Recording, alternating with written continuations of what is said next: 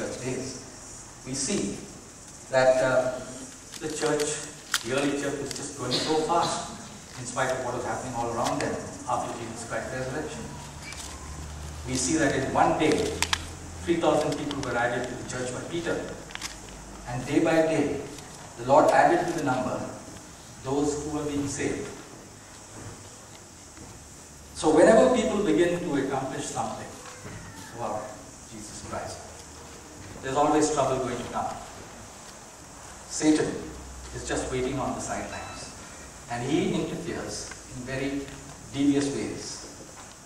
We have a situation where he comes in with three tactics.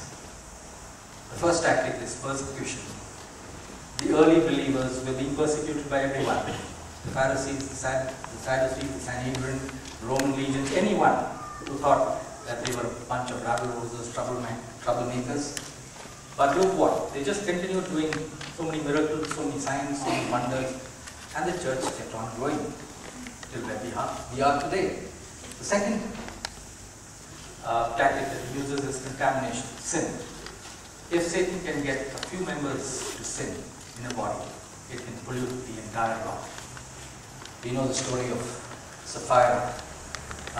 Before we come back, the third tactic he uses is dissension, creating divisions in the church, making people see each other in different ways. So we have this dramatized version of how sin contaminates.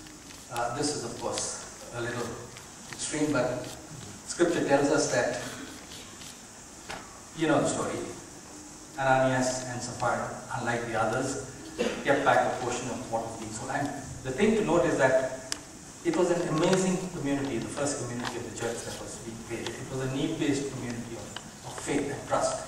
People were selling whatever lands and possessions they had, and they were bringing the proceeds and laying it at the apostles' feet, where it was prayerfully being redistributed to the others. So Ananias and his wife gave back a portion for themselves, and when Peter asked, "Is that it?" they tell a lie.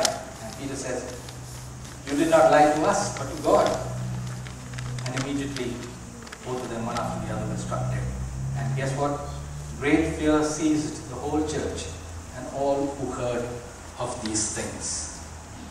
The great fear that seized the people was a godly fear. A godly fear which leads to a desire for purity. Christians would love to be pure, and therefore what God achieved was that those who did not want to be pure had no business to be in the church of the early church. They were given more time to think about purity and other matters, and then come into the church when they considered themselves pure enough. So if this sounds harsh, perhaps even severe, look what happened to the Israelites under Moses. They were freed from slavery, and they were led so powerfully by God. The sea was parted, so many other signs, and they were mourning and groaning and complaining and cribbing. God kept them walking around in the wilderness for 40 years. Why? Because He wanted only a pure generation to be ready to enter the promised land. And it is one generation of pure Israelites who entered under the leadership of Joshua. Not that Moses was a bad man. No, he was the friend of God. He was a holy man. But he was not perfect in the eyes of God. So, the third tactic which we saw was creating divisions in the church. Again, we go back to Exodus. In chapter 18, we have this situation where Moses is weighed down with problems, people fighting with each other, and his father-in-law gives him good advice. He says, look, don't do it that way. Start delegating. Create groups of thousands, of hundreds, of tens and 50s. And it worked.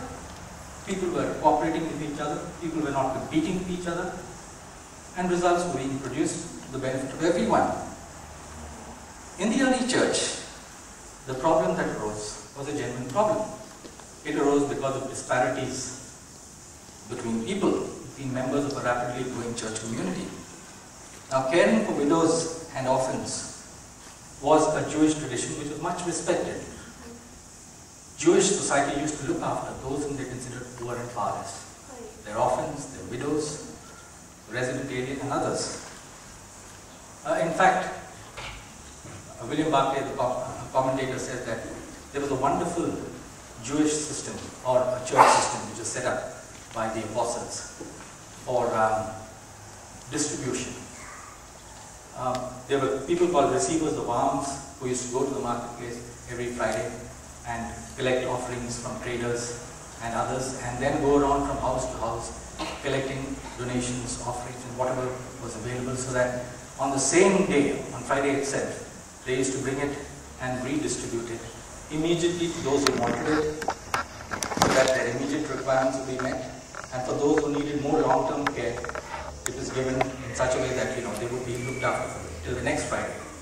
2 meals, that's 2 into 7, for 14 meals they were given either food or money, and it was working. So when the apostles saw this kind of a problem arising